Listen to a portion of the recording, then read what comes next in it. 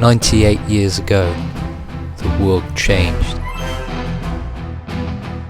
Mankind developed.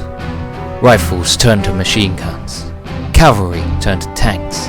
Cannon turned into artillery. Wood turned to steel. Fields turned to mud. Relative peace turned into a fight for survival. This was the war to end all wars. How wrong they were. The 20th century was young. Britain had been the world's most powerful country, but the Kaiser was growing.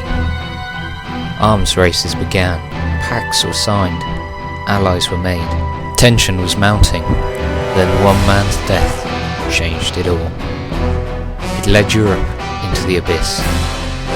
The world was on the edge of destruction. Germany advanced east and west.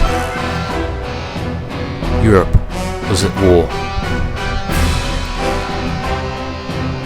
Even though Russia had fallen, the UK, France, and with the backing of America, crushed the Germans, forcing them to surrender, leading to the Treaty of Versailles, in which peace was supposedly forged. 4 years of some of the most gruesome fighting went on. It led to the death of 17 million men, women, and children alike. It was one of the bloodiest wars of all time.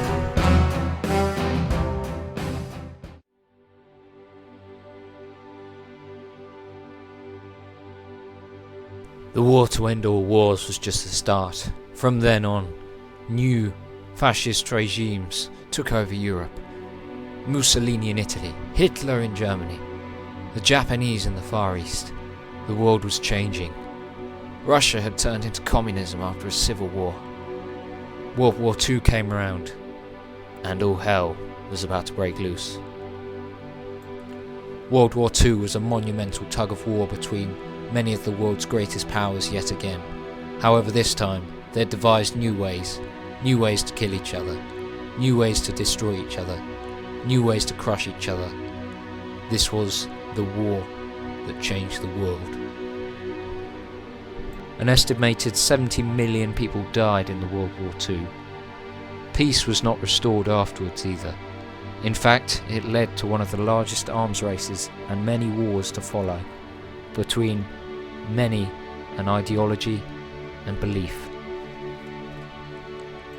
The France-Vietnam War, the Korean War, the USA-Vietnam War, the Iraq-Iran War, the Falklands War, the Gulf War, Kosovo's Liberation War.